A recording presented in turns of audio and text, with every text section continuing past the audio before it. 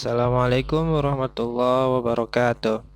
Kelas 10 Teknik Listrik yang selalu semangat mengikuti pembelajaran daring ini bertemu kembali di pertemuan yang keempat mata pelajaran pekerjaan dasar elektromekanik. Silakan kamu berdoa terlebih dahulu sebelum kita memasuki materi yang kita bahas. Baik, kali ini kita akan membahas mengenai tanggung jawab perusahaan dan pekerja. Nah, jadi perusahaan sudah seharusnya bertanggung jawab terhadap keselamatan dan kesehatan seluruh karyawan yang bekerja pada perusahaan tersebut. Karena keselamatan dan kesehatan karyawan merupakan bagian dari kelancaran proses bisnis yang dilakukan untuk memperoleh keuntungan atau profit dari perusahaan. Jadi tanggung jawab ini walaupun terlihat seperti tambahan beban ya atau tambahan pekerjaan yang harus dilakukan oleh perusahaan, sebenarnya ujung-ujungnya manfaatnya akan balik lagi ke perusahaan itu sendiri.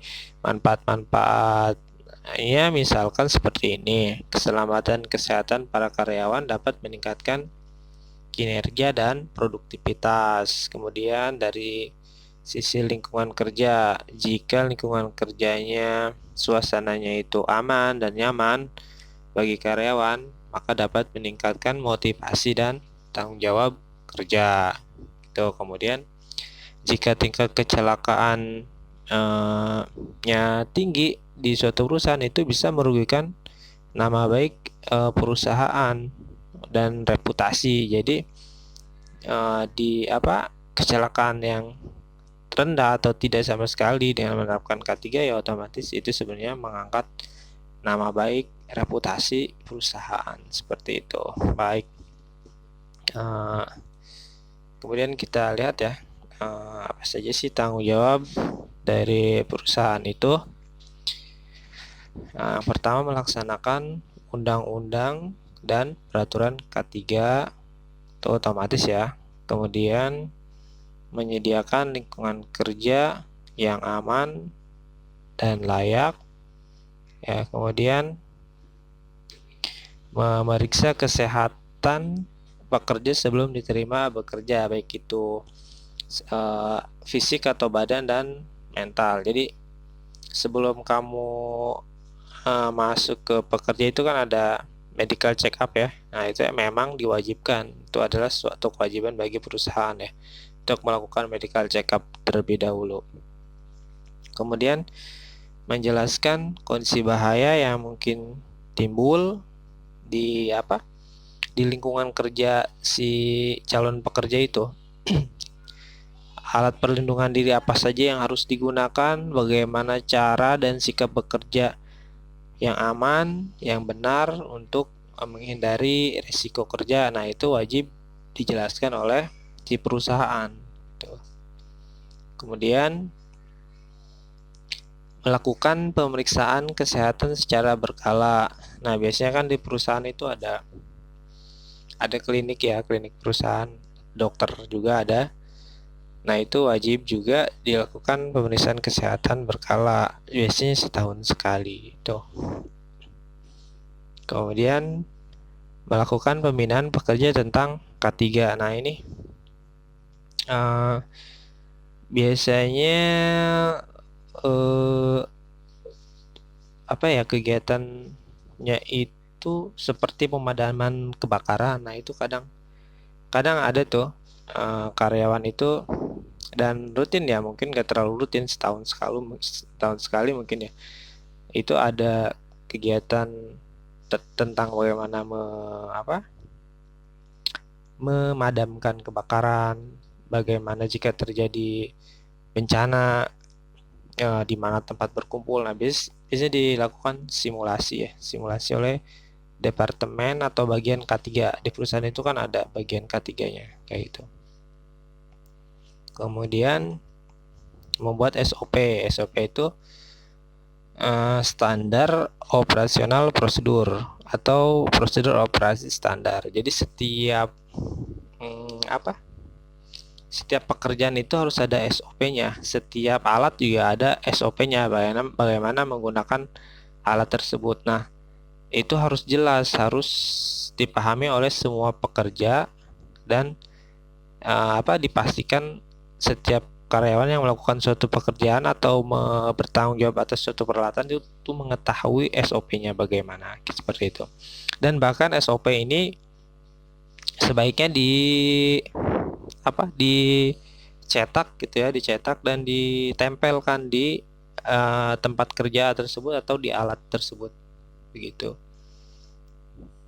Kemudian memasang simbol-simbol dan poster K3. Nah, simbol-simbol itu nanti ada simbol larangan, simbol APD, alat wajib yang harus digunakan, ada simbol peringatan dan macam-macam. Nah, itu juga merupakan kewajiban perusahaan untuk memasang simbol-simbol dan poster tersebut.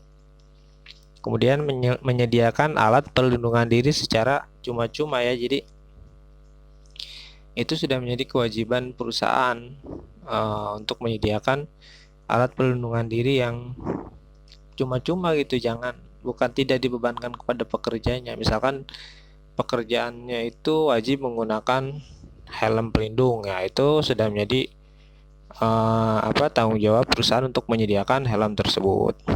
Misalkan wajib menggunakan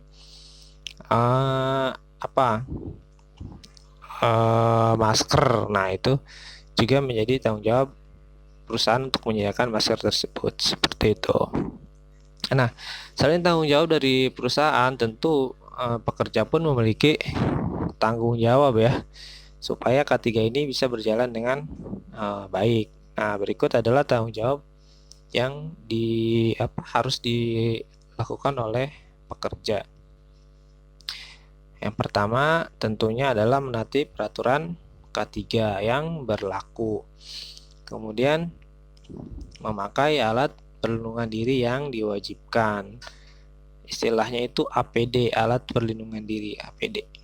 Kemudian melakukan pekerjaan sesuai dengan standar operasional prosedur yang sudah dibuat oleh perusahaan.